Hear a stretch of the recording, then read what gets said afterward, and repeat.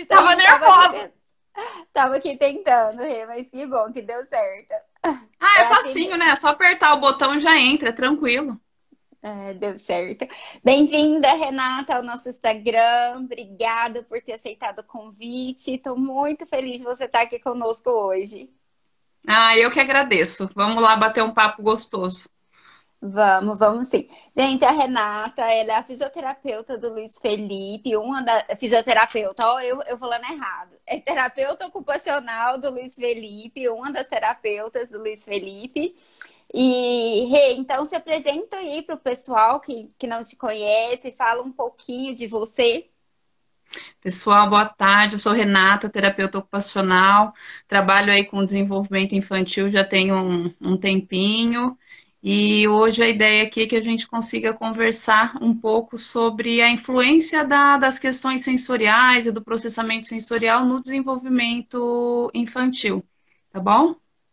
Pessoal, semana passada, eu não sei se todos estavam aqui conosco, né? A gente já falou um pouquinho sobre a terapia ocupacional, mas, Rê, para quem não estava conosco semana passada, explica para o pessoal o que que é a terapia ocupacional, e aí, junto, eu acho que você já pode falar, né? Que o próprio título já falava que era a integração sensorial, e aí você já explica para a gente, junto com a terapia ocupacional, o que que é a integração sensorial.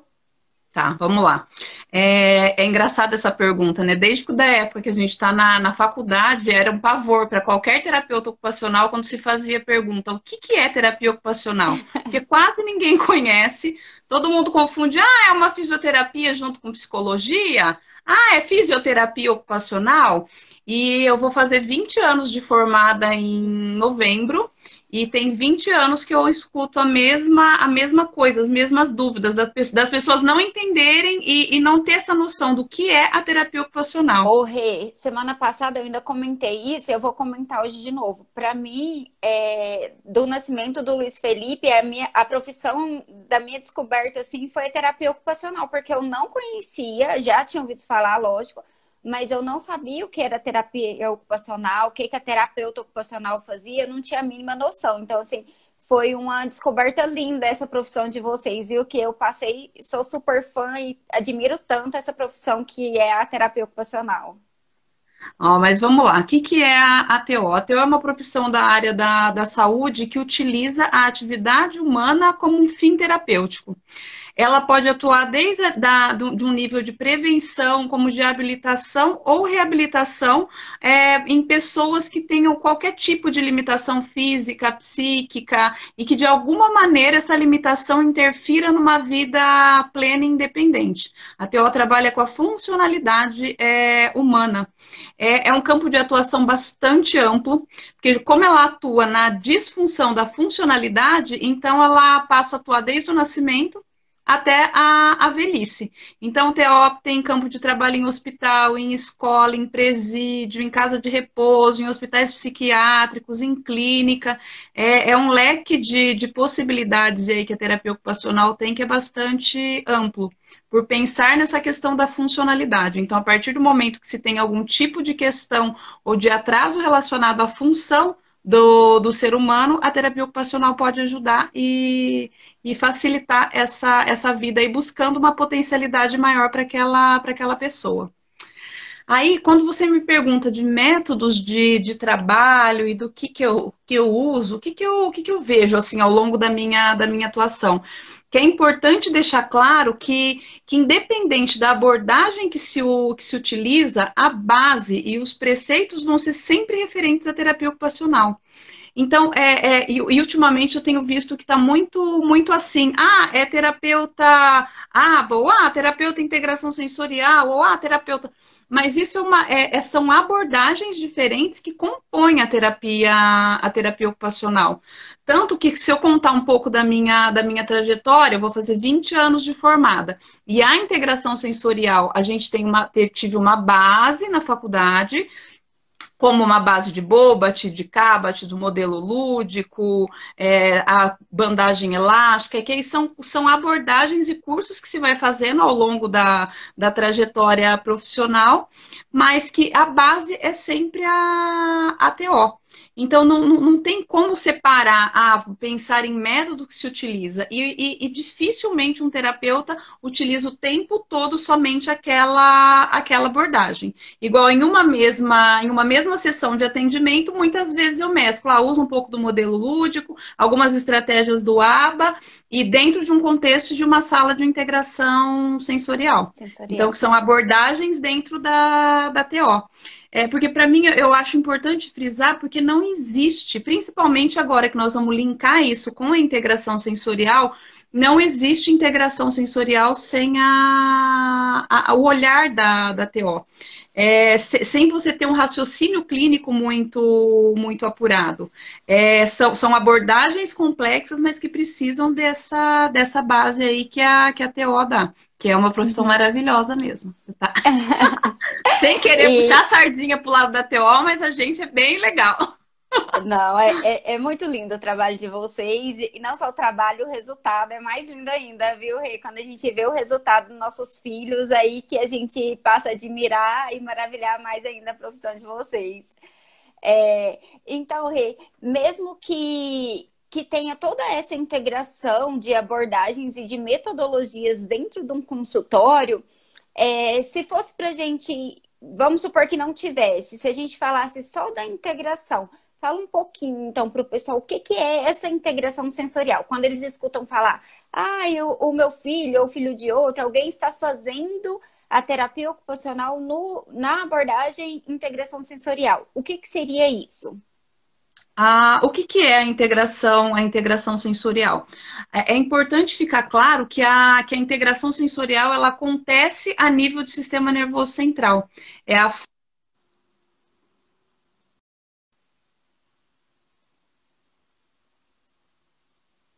Travou aqui também. Deixa eu ver se eu consigo colocar a Renata de novo.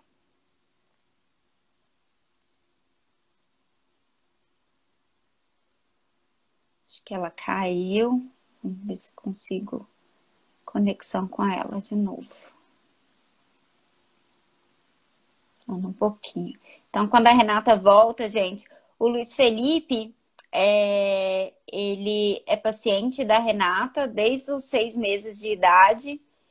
E eu não vou conseguir falar muito para vocês na questão tanto quanto ela fala, né? Mas a integração sensorial, ela ajuda muito, gente, na parte de equilíbrio, na parte de noção, de profundidade. Deixa eu ver aqui de novo se eu consigo chamar a Renata. Deixa eu ver se ela tá aqui. Não tô conseguindo conexão com ela. Vem aqui. Então, assim, tá ajudando muito o Luiz Felipe agora, nessa parte que ele tá começando de aquisição de marcha. Ó, o Luiz Felipe aqui, gente. Pra quem não conhece, esse é meu pequeno, enquanto a revolta. Então, assim, tá ajudando muito. A questão que eu vejo, assim, o Luiz Felipe, quando a gente vai em parque com ele, coloca ele para brincar, a questão dos brinquedos. A mamãe tá com fone? O pessoal tá falando, oi pra você lá, meu bem. Ó, tem um monte de gente falando aí pra você. Então, nessa parte tá ajudando muito. O Luiz Felipe aceitar novas texturas, a questão de... Aquele aqui. Até mesmo na alimentação, gente, ajuda, porque às vezes a criança tem alguma resistência a texturas novas.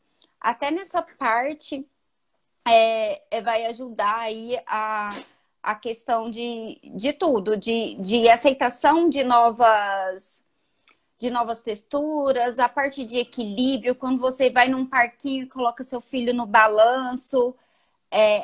Beijo pro Benício também. O Renato levou ele pra lá. Deixa eu ver se eu consigo voltar aqui com a Renata. Então, a Renata tá falando que ela não tá conseguindo entrar. Vamos ver o que tá acontecendo aqui. Deixa eu ver, gente. Então, assim, todas essas questões, eu vejo que foi um ganho muito grande depois que a gente mesclou aí a integração sensorial nos atendimentos do Luiz Felipe. Isso foi, a gente foi um ganho muito grande. em questões de aquisições para o Luiz Felipe, depois que a gente conseguiu aí adicionar a integração sensorial. Deixa eu ver se eu consigo voltar com a Renata, pessoal. Peraí, só um minutinho, por favor.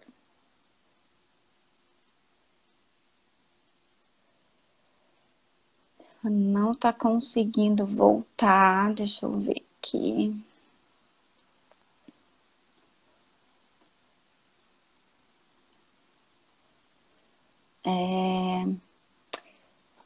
Carla, eu acho que a Carla tá aqui com a gente na live, né?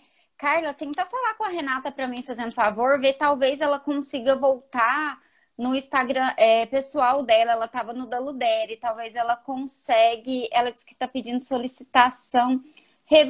Deixa eu ver. Não tá aparecendo para mim. Ela tá me mandando mensagem que ela tá mandando solicitação, mas não tá aparecendo para mim. Deixa eu ver aqui, gente. Eu não consigo colocar ela aqui, ela não tá aparecendo para mim. Ela acabou de me mandar mensagem que ela tá me mandando solicitação. Vamos ver o que acontece. Não tá aparecendo a solicitação dela para mim.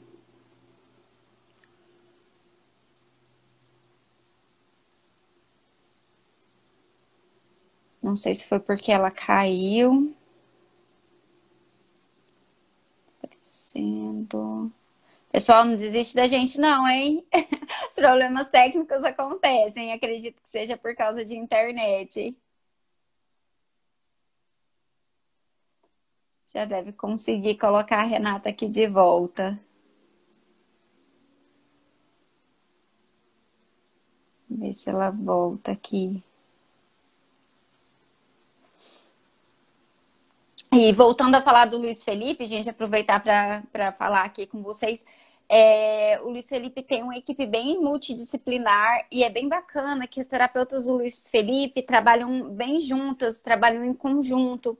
Então, a Nádia, que estava com a gente semana passada, que aborda o Bobat, com a Renata, que é a integração sensorial. Então, as duas terapeutas ocupacional. Tem a Letícia, que atende junto com a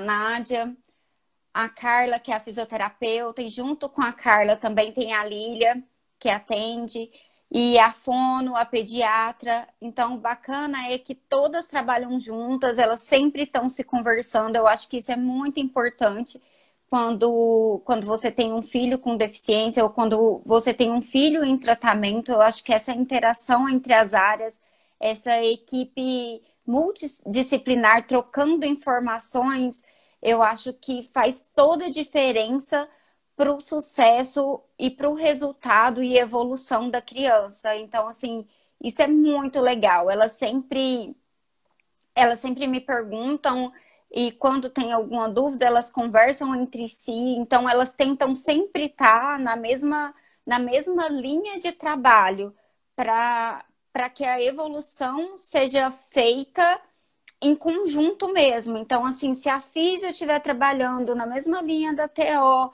e ao mesmo tempo vai falar assim, nossa, mas a fono não tem nada a ver, mas tem a ver sim. Então, assim, se todas estiverem trabalhando juntas, pode ter certeza que todo mundo ganha.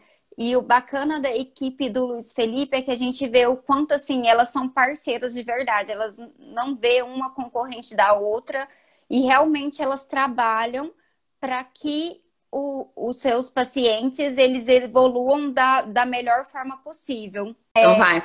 Pessoal, não sei se todo mundo estava aí, se tem gente nova, mas a Renata estava falando um pouquinho sobre a integração sensorial. Você volta, recapitula aí, fazendo favor? A William, a gente tinha começado a falar do que é a integração sensorial, como que isso acontece. E eu estava explicando que o processamento sensorial ocorre a nível do sistema nervoso central. É a forma como o nosso cérebro recebe todas as informações sensoriais do ambiente, como ele integra isso de uma maneira com que corpo e mente consigam adequar todas as informações recebidas e dar um sentido para aquilo. E responder da maneira adequada à demanda que o ambiente está colocando. Por exemplo, vou comer uma tangerina. Então, a hora que você pega a tangerina, você tem processamento tátil, você também usa o olfato e sente o cheiro, observa com os olhos e sente o gosto com a boca. Isso tudo o cérebro está processando ao mesmo tempo. Então, são vários tipos de informação sensorial que o organismo está conseguindo processar de uma maneira correta. E aí, todas essas informações juntas vão fornecer a experiência completa sobre o que é comer a tangerina. E aí, é através dessas experiências e dessa interação com o mundo que as crianças vão desenvolver a sua integração sensorial. E o que eu tenho visto, assim, que está muito comum, a menos que a criança tenha alguma outra condição associada, é muito comum que esses déficits no processamento sensorial passem despercebidos. Aí vai passar despercebido e normalmente a criança é taxada de é a criança lenta, é a criança desastrada, é a criança hiperativa, é a criança antissocial, mas sem se compreender que na realidade aquilo tem uma base, tem um fundo sensorial. Tá. Pode falar, Rê, desculpa. Que eu costumo falar assim, que se a gente pensar e fazer uma autoanálise, nós vamos verificar que dentro das funções sensoriais, o que é a função sensorial? Tato, propriocepção, audição, visual, olfato, paladar, vestibular, propriocepção.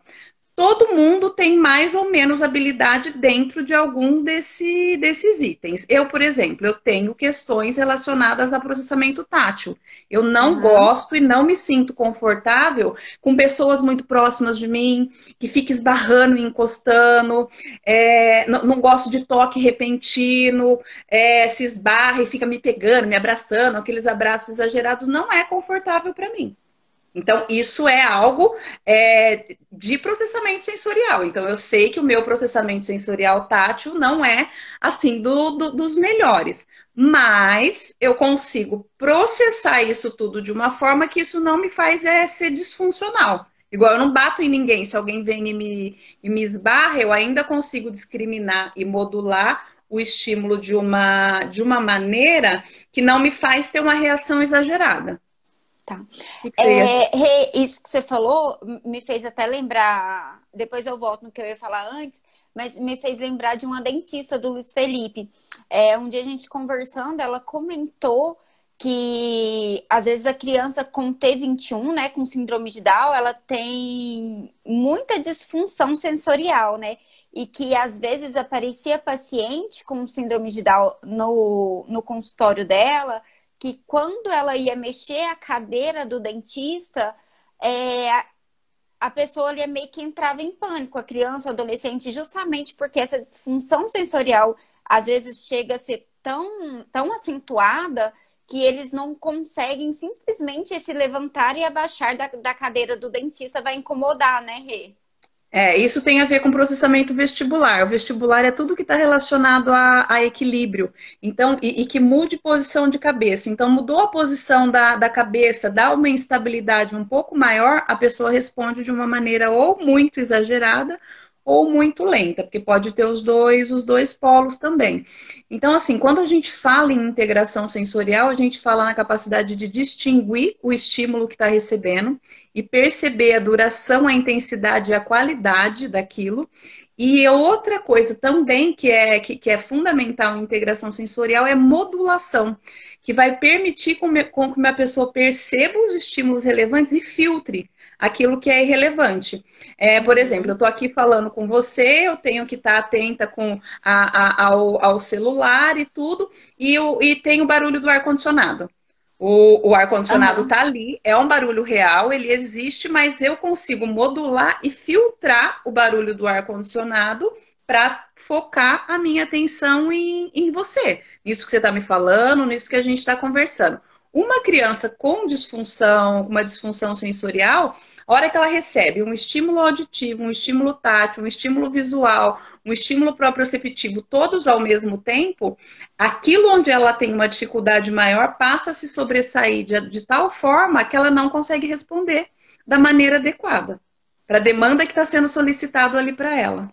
O Rei, a Carol está perguntando para gente se todas as crianças com síndrome de Down têm indicação para integração sensorial e se tem a idade mínima. Eu acho que aproveitando o gancho dessa pergunta dela, é até o que eu ia te falar antes.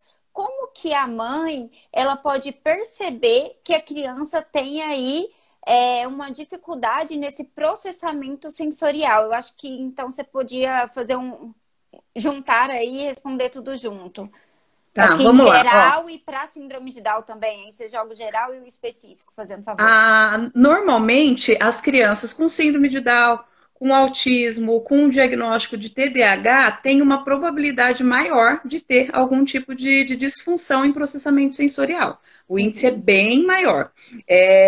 Mas, como perceber isso? Afeta diretamente o comportamento. Independente de ser processamento tátil, auditivo, visual ou propriocepção, o que as mães vão perceber nessas crianças é questões relacionadas a comportamento. São crianças que não conseguem corresponder à demanda do ambiente de uma maneira adequada. São crianças que ou são muito agitadas ou são muito paradas. Responde de uma forma hiper ou de uma forma hipo. E aí, assim, alguns exemplos para as mães que estão ouvindo aí.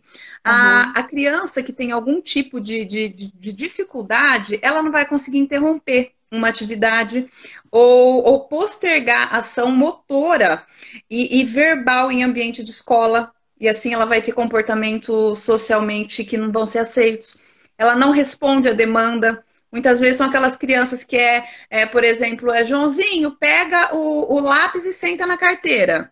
Não vai. Deu muita informação, tem muita coisa junto ali e elas não vão conseguir. E aí são crianças que normalmente são as desobedientes, que não conseguem concluir uma tarefa, quando tem alguma questão de praxia. São as crianças, nossa, o fulaninho não para quieto, ele levanta o tempo inteiro, ele não senta na carteira. Nossa, eu peço pro fulano ir tomar banho, ele distrai e quando eu vejo está fazendo outra coisa. Ou, num outro ponto, são as crianças paradas demais. São as crianças muito quietas, que se deixar, fica o tempo inteiro assistindo televisão. Encosta muito. Porque tem os dois polos, as crianças podem ser hipo ou elas podem ser hiper. Mas, de uma maneira geral, as crianças que têm questões relacionadas a processamento sensorial têm dificuldade de graduar força, elas escrevem muito forte, elas quebram brinquedo, têm uma tendência maior a esbarrar nas pessoas, a tropeçar nas coisas, tem um equilíbrio deficitário, são crianças que caem muito. Ou é uma criança muito inquieta, que busca estímulo o tempo inteiro, fala, nossa, ele não para quieto, ele está em cima da cama, está em cima da cadeira, e de repente está em outro canto. Crianças que normalmente cansam os pais. Tá. E se a gente voltar um pouquinho à fase? Por exemplo, porque essas características que você falou já são crianças um pouquinho maiores, né? Se a gente levar aí de 6 meses para frente, vou colocar a idade que o Luiz Felipe foi para você, né? Com 6 meses. O que você fala aí quando a mãe tem uma criança um pouco mais nova, de 6 meses a 1 ano e pouco, como que ela pode identificar? Porque, por exemplo, ela ainda não está escrevendo, ela ainda não está em escola, tem um pouco menos aí dessa vida social escolar, né? Vamos dizer assim, às vezes vai para a creche, mas é um pouco menos. Como que essa mãe pode identificar nessa fase um pouco anterior? Bebês com dificuldade sensorial pode apresentar uma gama gigantesca aí de características e de comportamentos. Por exemplo, um bebê que tem alguma questão relacionada à praxe. É um bebê que demora mais para fazer troca postural. Se coloca o bebê deitado de barriguinha para cima, ele fica de barriga para cima um tempão e não rola, não tenta fazer trocas, porque para ele é difícil qualquer tipo de sequência motora. Um bebê, por exemplo, que tem algum tipo de alteração tátil. As crianças com alterações táteis são crianças que normalmente dão dificuldade relacionadas à atividade de vida diária. Então, dependendo da textura da roupa, incomoda. Não gosta de lavar, do banho, o banho incomoda porque é muito tátil. Não gosta de cortar a unha. São crianças mais irritadas, mais bravas, porque qualquer tipo de alteração de textura altera o humor da criança. Então, Questão para de as crianças, altura também, né? Incomoda, né?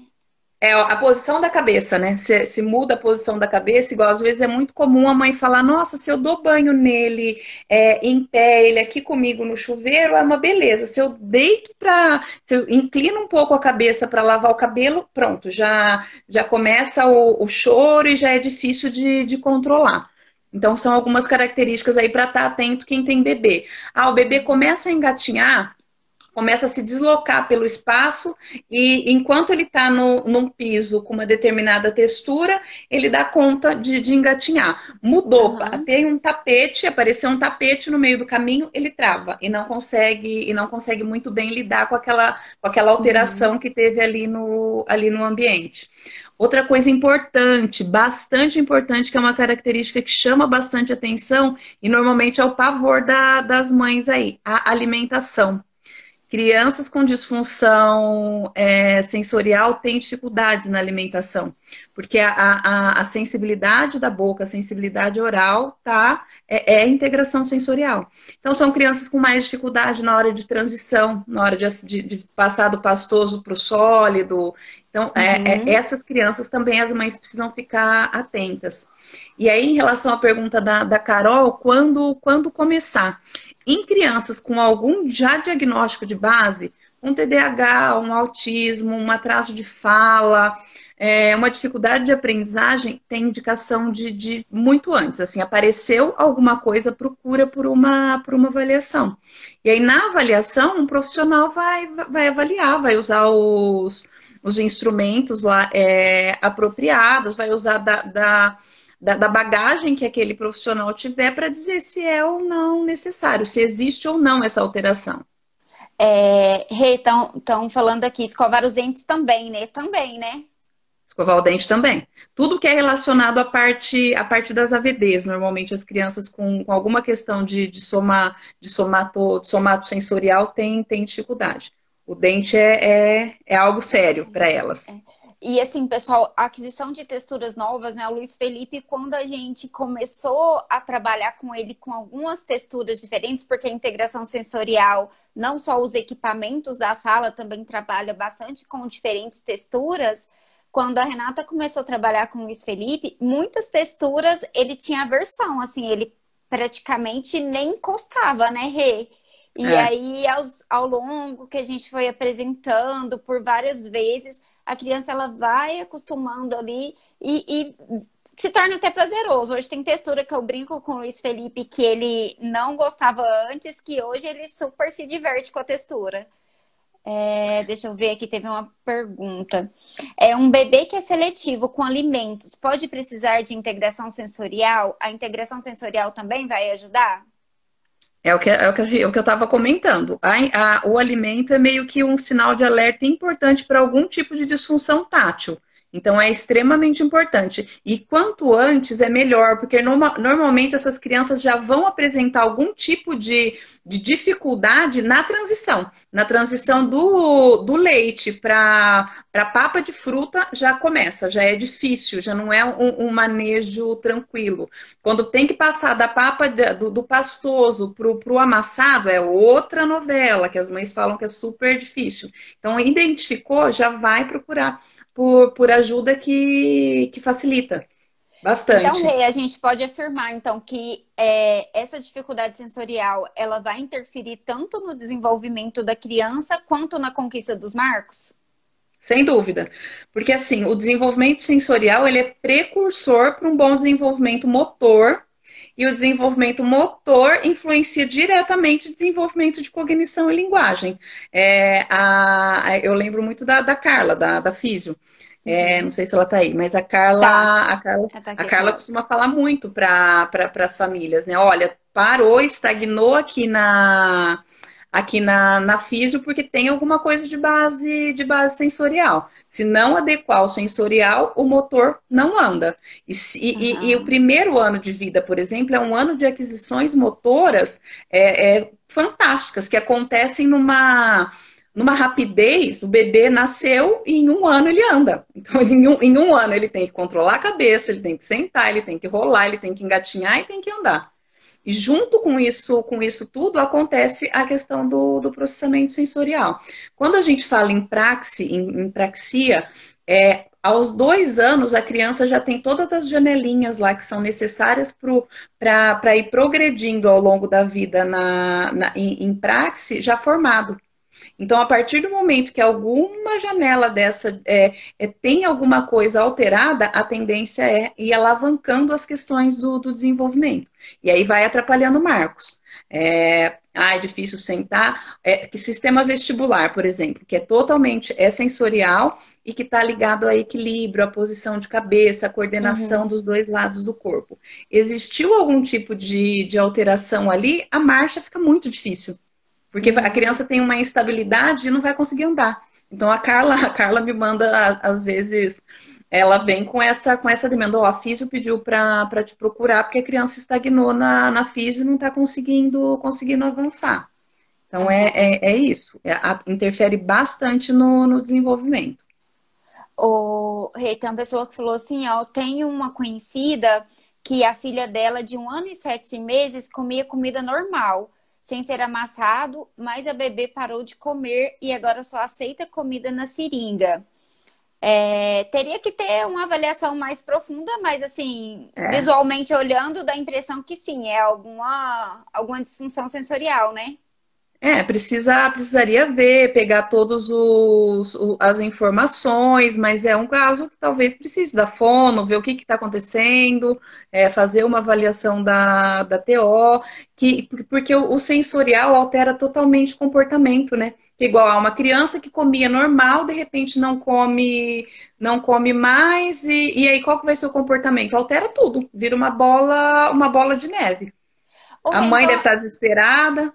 A gente puxando o gancho aí desse comentário do que você falou da avaliação, como que você avalia? A criança chega para você, como que vai ser feita essa avaliação e como que você vai diagnosticar se ela precisa ou não da integração sensorial?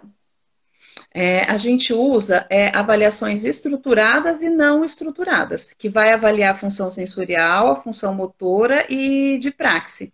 É importante, assim, ter um profissional que seja devidamente qualificado, que consiga identificar esses problemas de integração sensorial e dizer quem realmente são as crianças que necessitam da intervenção. Eu utilizo o questionário do perfil sensorial 2, o SPM, o VMI, mas bastante importante é a observação clínica. Tanto o perfil sensorial quanto o SPM, nós vamos investigar qual é a opinião da mãe e do cuidador, né, e da escola. E vai contrapor as duas opiniões. A mãe acha isso, a escola acha isso, aí entra o terapeuta para ver e tentar dar um norte naquilo ali, da percepção das duas pessoas que normalmente mais conhecem a criança. E é interessante pensar nesse processo de avaliação, e aí entra a questão da sala. Não tem como fazer uma avaliação de integração sensorial sem uma sala voltada para a integração sensorial, né? Porque eu vou observar a criança dentro de um ambiente com diversos tipos de estímulos que vão estar ali disponíveis e eu vou ver. Bom, vamos ver qual vai ser a reação da criança. Tem criança, às vezes, que chega e que entra na sala, que tem um monte de balanço, um monte de coisa colorida, piscina de bolinha, a criança chega e nem se mexe, não sai do lugar, não tenta explorar. Opa, então o que tem de diferente nessa criança? Em compensação, tem criança que se põe em risco até. Você deixa, ela sobe no balanço e vai até... E aí é aquilo que você falou, né? Que pode ser ou para mais ou para menos, né? Por exemplo, essa que não se arrisca como aquela que vai e se joga, né? Isso, que vai e se joga. Então, aí que a gente precisa estar atento e observando. Onde é que está esse problema? É um problema de modulação? É um problema de discriminação? Ou é um problema motor com base sensorial, que são as praxias? As praxias aparece uma dificuldade motora ali, mas a base é sensorial. Então, é um sistema vestibular? É auditivo? O que acontece de diferente aí? Dentro da integração sensorial, tem um padrão para todo mundo que se trabalha com integração sensorial? ou não? Dentro da própria integração vai tendo as ramificações que às vezes você trabalha com integração, vai trabalhar com a ramificação, a fulana que trabalha com integração vai trabalhar com outra. Como que é essa questão da integração? Todo mundo que procurar uma profissional especialista em integração vai encontrar um padrão, vamos dizer assim, ou não? É isso. Todo mundo que procurar por um profissional que trabalhe com integração sensorial vai achar um padrão. O que é? Como surgiu? A integração surgiu em 60, na década de 60, 60 e 70. A precursora foi a Jean Ayres, que é uma terapeuta ocupacional. É uma abordagem específica da TO, tanto que igual ao que precisa para se trabalhar com integração sensorial. A Associação Brasileira de Integração Sensorial preconiza que é necessário uma certificação de tantas horas de curso, ou pelo menos 5 anos de experiência, de atuação na área, junto com uma supervisão de um profissional mais experiente. Mas é o mesmo preceito. Tem as nomenclaturas, os equipamentos que são utilizados, é igual em qualquer lugar do mundo. Igual as você avaliações também. As avaliações também. As avaliações que a gente utiliza aqui são avaliações que são validadas, que estão em processo de padronização, mas que vêm de fora.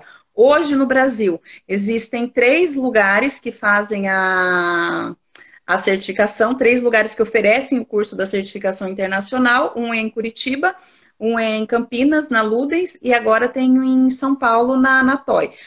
Esses 3 lugares, 2 deles estão vinculados a uma universidade, ao CLASSI, que chama, né, que é a sigla, e um deles à Universidade do Sul da Califórnia. Mas os preceitos, a teoria, a base é a mesma. É complexo a questão da integração sensorial, porque igual eu tenho 19 anos de formadas e só há 7 que eu tenho essa vivência dentro da integração sensorial. Porque o que acontece? É uma formação cara, é caro de se fazer, o curso são cursos caros, e montar a sala é mais caro ainda. E a sala tem especificações, o método tem especificações que limitam muito.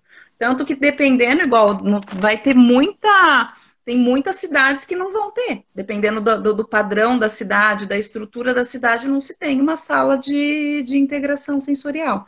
Porque é algo, às vezes, que eu acho que é pouco acessível, assim, que tinha que ser mais...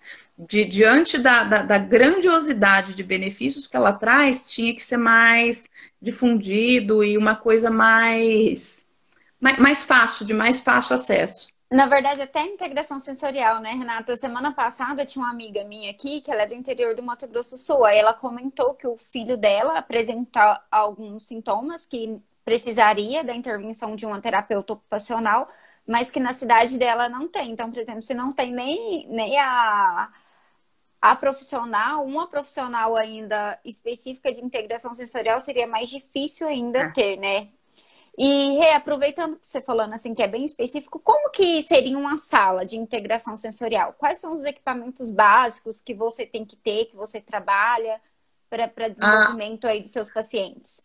A sala tem uma metragem específica, né? Então ela precisa ser uma sala bastante ampla, uma sala grande ali, de mais ou menos uns 40, no mínimo ali, uns 40 metros quadrados. Todos os equipamentos são suspensos, são balanços de diversas formas. Tem o cavalo, tem a rede de lycra, tem a plataforma, tem o ninho, tem o helicóptero, tem o cebolão. Então é uma série de equipamentos que ficam todos suspensos pela sala. E não existe integração sensorial se não tiver esses equipamentos, porque a integração sensorial é o que o nome diz, é a integração de vários sentidos ao mesmo tempo. Então, a criança precisa desse estímulo do balanço, junto com outros que aí vai da atividade que a terapeuta vai propor, do desafio que ela vai propor para aquela criança. Mas a sala é extremamente importante. E é isso que eu falo que é difícil, porque são caros. Tem uma diversidade muito grande de equipamentos e cada equipamento custa em torno de R$1.000, R$1.200 e R$200. Então é algo amplo, que às vezes é difícil de ter.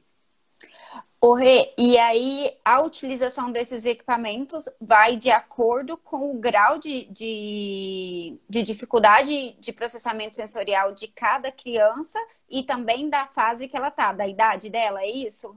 Não, não é de acordo com a dificuldade, vai muito de acordo com o que o profissional quer. Eu acho que entra muito assim de como é conduzido uma sessão de TO. Ela tem que ser divertida. Ela tem que ser divertida e tem que ser desafiadora ao mesmo tempo. Porque a criança não pode estagnar.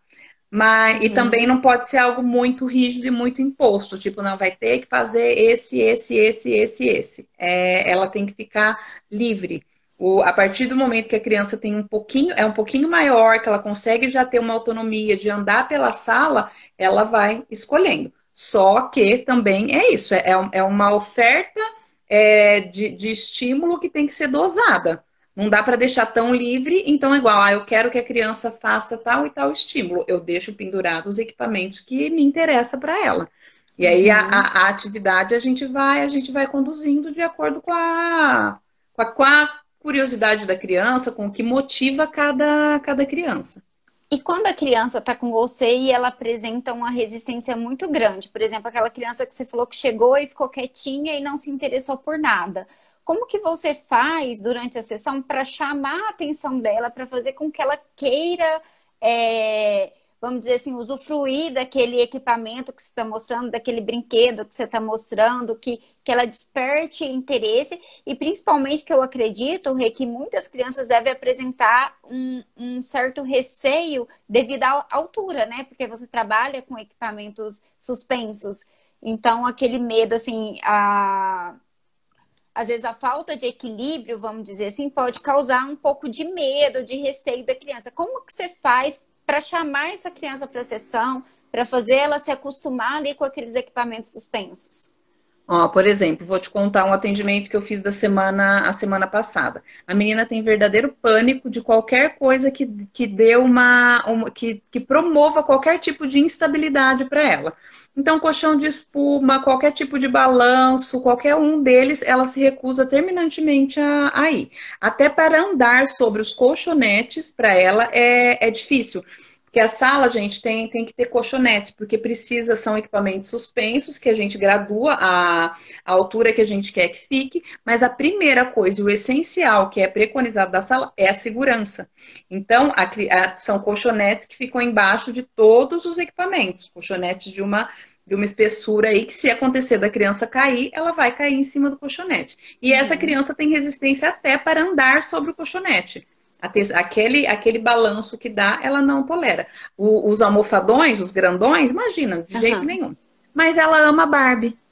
Aí Uhum. ela adora Barbie e eu falei, então vamos fazer uma festa de aniversário para Barbie?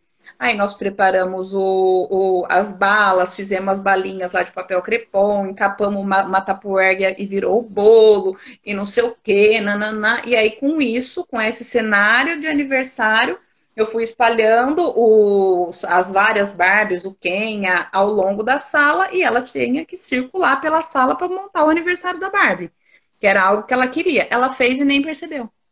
Ai, Então, que sempre bacana.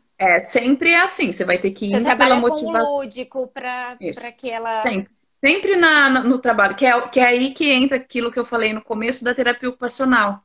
Entende? Isso é da terapia ocupacional, fazer análise da atividade do brinquedo, que brinquedo que essa criança gosta, como que é, o que vai motivar.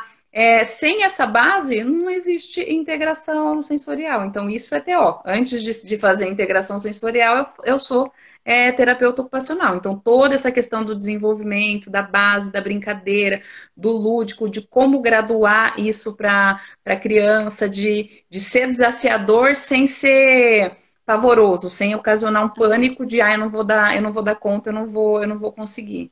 Ô, Então, acho Rei, que e esse é o. nesse caso específico, você acredita que a próxima vez que você voltar com ela, ela já vai apresentar menos resistência ou você ainda vai ter que decorar o Não, espaço para eu que ela tenho certeza aceite? que ela já vai ter, que já vai ter melhorado, porque ela já viu o que é, sabe? Ela já viu que não cai, ela já viu que tá tudo bem. E aí, antes disso tudo, vai essa questão do vínculo e da relação que tem, né? Que a criança tem que ter com o terapeuta. Se a criança não sentir segurança, de estar ali junto com o terapeuta, se não for alguém que passe segurança, a chance dela experimentar qualquer um dos equipamentos é menor. Ô, Rê, e Então, você tem conta. que deixar a criança solta, mas não tanto. Você tem que ir Aham. graduando. Tem que soltar, mas prender ao mesmo tempo, né? É isso aí. É aquela cordinha que a gente coloca na mochila do filho. Pode andar, mas a hora que ela dá, você puxa de volta. Vem! Tem uma mochilinha de criança que eu vejo, eu não tenho não, mas eu vejo mãe nos shoppings com os filhos. Elas seguram, aí a criança vai, mas só vai até onde ela consegue dominar. Ô, Rê, e uma outra pergunta é a questão de tempo. Geralmente você dá algum tempo para as mães para ter alta? Como que é isso? Quanto tempo geralmente aí o paciente fica na sessão de integração sensorial? Quanto tem algum tempo limite? Não tem? Como que é essa questão? É muito relativo, porque assim, o plano de tratamento, de novo, não é feito só pensando na integração sensorial, é um geral do que aquela Uhum. criança precisa alcançar.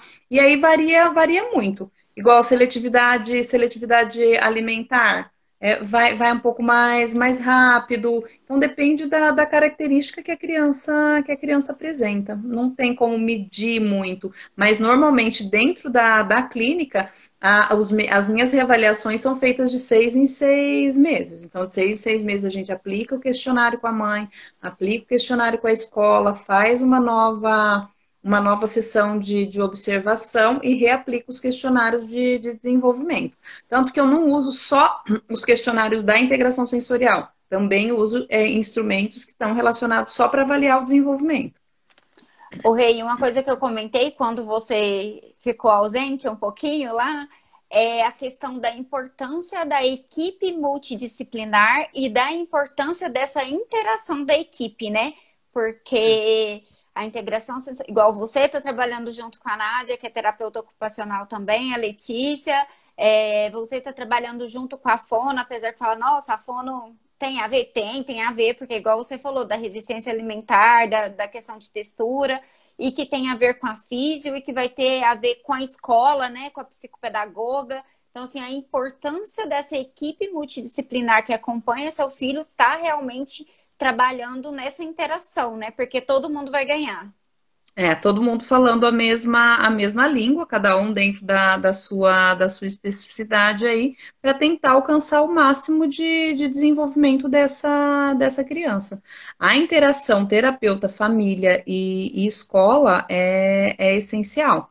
E aí, entre os terapeutas, para si, tanto que a gente faz aí reuniões mesmo não estando trabalhando dentro da mesma clínica, a gente se reúne constante, igual a Carla, que é uma super parceira, que a gente trabalha muito junto, nem está no mesmo espaço. Mas isso não significa que a gente não vai estar junto em relação a objetivos e a estar discutindo o caso e alinhando. E assim, é extremamente importante, porque igual a físio identifica que a criança não está, olha, ela não está conseguindo evoluir na marcha, tem alguma coisa, não tá certo. Se ela guarda essa informação para ela e não compartilha, não fala, muitas vezes pode ser que, olha, a base disso é vestibular, tá relacionado a sensorial, e até ela nem sabe, porque quem está trabalhando a marcha é a físio. E também, e além da interação entre as terapeutas, algo também super importante é a interação da família com vocês, né? Que a gente realmente leve para vocês o que está acontecendo em casa, o que não está acontecendo também, né? O que está acontecendo e o que está deixando de acontecer que deveria. E além disso, também, por mais que a gente sabe que tem mães que é super ocupada, mas que consiga aí alguém dar essa continuidade de consultório em casa, né? Porque o tempo que eles ficam com vocês é 1 hora, às vezes 2 por semana. E conosco é muito grande. Então, assim, a gente realmente fazer essa lição de casa e a gente levar para vocês tirar dúvidas, realmente explorar esse profissional, né? Eu acho que isso é muito importante também, né, Rê? Para o Porque desenvolvimento. que eu falo que quando a gente fecha um contrato com a família, eu sempre falo, ó, 60% a terapeuta da conta de orientar, 40% é da família. E às vezes isso é desgastante, né? Porque você tem que pensar, nossa, eu vou levar na terapia, ainda vou ter que seguir a orientação, vou ter que seguir, às vezes, olha, tem um caderno de praxia, olha tal tarefa, ó, nós fizemos assim, dá continuidade, ó, tem que pôr no caderno o que acontecer de novo. Então, é uma demanda, ó, presta atenção na hora de brincar. O que não significa que a família tem que ser terapeuta. Eu acho que mais de ter um olhar diferente. Eu acho que a família que tem uma equipe de terapeutas por trás consegue ter um olhar diferenciado para e tá atenta a tudo que aquela criança faz. Igual aquele vídeo lá que você postou, que você me mandou. Não, acho que você postou, né? Eu postei do Luiz Felipe, foi da mão ao olho, né? Isso, da mãe do olho, que eu olhei, que eu assisti assim, aí na hora eu falei, nossa, eu não vejo só isso comentar com o pessoal, que eles não, senão o pessoal vai ficar voando, né? Foi assim, pessoal, eu postei um vídeo do Luiz Felipe, ele tava chupando mexerica. Eu colocava a mexerica na tampa ali do cadeirão e ele pegava e comia. Pra mim tava tudo lindo, maravilhoso, que o Luiz Felipe tava comendo sozinho. E aí a Renata assistiu o vídeo e ela falou assim, Williane, o Luiz Felipe geralmente ele come desse jeito? Eu falei assim, como assim, né? Desse jeito, é desse jeito, né? Aí ela foi me explicar, ela falou assim, Willy, presta atenção no vídeo que ele tá pegando o alimento sem olhar pro alimento. E isso não é bacana, porque isso vai causar uma disfunção lá na frente, na concentração dele no momento de vida escolar. E aí a gente começou a trabalhar esse sentido mão-olho, esse viso motor, né? Que fala, né, Rê? Falei certo? E aí, assim, é algo que eu não conseguiria observar. E me chamou muita atenção, porque ao longo das sessões ali, como é algo mais direcionado, que eu tenho objetivos e alguns objetivos para cumprir, comigo eu nunca tinha visto isso. Nossa, olha, ele não olha. Aí a hora que ela mostrou o vídeo, eu falei, nossa, ele não está em momento nenhum olhando o que a mão tá fazendo, não está olhando a mão pegar, ele está com o olhar longe, e então a família está atenta e chamar pelos terapeutas, ó, tá acontecendo isso, e o que é isso? Então é muito importante. E às vezes a gente mostrar também a rotina, né, Rê? Porque assim, eu não tinha me atentado que isso estava acontecendo, você viu por causa do seu olhar profissional e o quanto melhorou, né? Depois disso a gente começou a trabalhar com essa questão, né, de olho-mão, de várias texturas e de alimento para ele pegar, para ele olhar para tudo que ele está fazendo, ele realmente direcionar o olhar para o que está fazendo, para o que está pegando, e a gente conseguiu corrigir a tempo, porque às vezes também se eu não tivesse te passado um vídeo da nossa rotina, isso estaria despercebido até hoje, né? Que já tem alguns meses que isso aconteceu. Então, essa comunicação é essencial. E eu não sei se fica difícil para as pessoas visualizarem, né? Porque eu ainda pensei nisso, fiquei pensando e falei, vou colocar algumas coisas no meu Instagram, alguns vídeos para as pessoas conseguirem visualizar o que é uma sala de integração sensorial, porque eu não sei como é isso. E eu acho que os vídeos vai ajudar, né? Fala aí o seu Instagram, o Instagram da clínica, Renata, para o pessoal. O meu pessoal é Renata Zorzenon e a clínica é Clínica Luderi. Aí lá no Renata Zorzenon tem uma série de videozinhos que eu fiz ao longo da sexta-feira para as pessoas terem ideia do que é a integração sensorial, de quais os tipos de atividade que a gente conduz ali ao longo do atendimento. E aí, eu vou aproveitar para convidar todos que estão aqui na live. Nós temos um canal, pessoal, no YouTube que chama Incluindo e Evoluindo. E o que eu estou fazendo nessas últimas semanas? Eu vou fazer uma série de lives com as terapeutas do Luiz Felipe, né, para trazer para vocês aqui o que ele faz, o que são essas profissionais, o que elas abordam. E aí, junto, como aqui na live fica bem teórico, eu vou levar para o canal a prática. Depois da live aqui, eu vou subir para o canal a prática da Nádia, sobre o que ela explicou semana passada. Nós vamos ter 2 episódios com a Nádia. E aí, encerrando os episódios com a Nádia, eu vou trazer a prática da integração sensorial. Nós vamos gravar vídeos com a Renata, mostrando o que é a sala, quais são os equipamentos, como que ela trabalha e até mesmo uma extensão, né, Rê, de como as pessoas às vezes podem adaptar algumas brincadeiras do que elas podem fazer em casa na prática com o que tem. Então, convido vocês aí para estar seguindo a gente no YouTube, incluindo e evoluindo, que daqui uns dias vai ter o vídeo da Renata aí mostrando toda essa prática da integração sensorial e também dando exemplos de como adequar seu ambiente em casa e poder aproveitar algumas coisas que você tem e ajudar aí nessa disfunção sensorial do seu filho. Que aí a integração sensorial em si é feita dentro da sala de integração sensorial, com aqueles equipamentos, com aqueles aparelhos, com um profissional qualificado.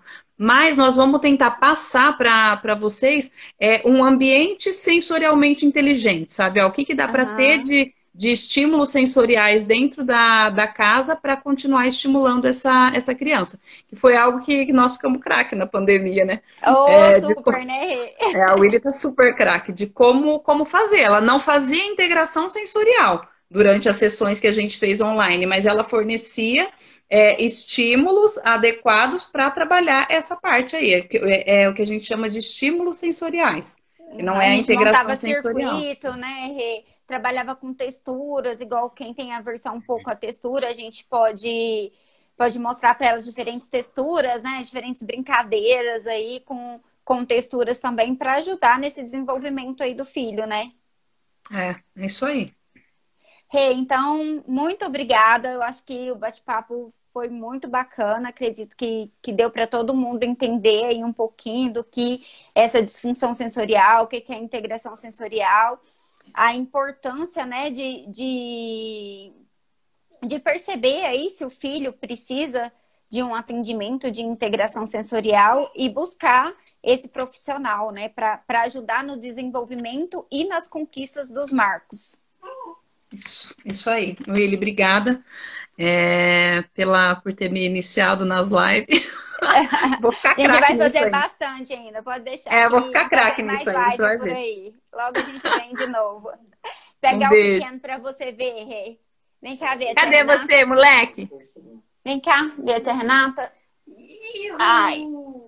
Ai, que lindo de vermelho. Oi? Tia Renata. Tudo bem aí? Tia Renata. Tudo? Cadê o beijo? Cadê o beijo? Lindeza. Cadê esse moleque lindo?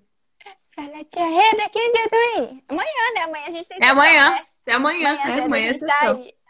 Um beijo. Pessoal, um beijo. Fiquem com Deus. Uma ótima semana a todos. Muito, muito obrigada, Rê, por esse bate-papo. Beijo. Tchau. Tchau. Obrigadão.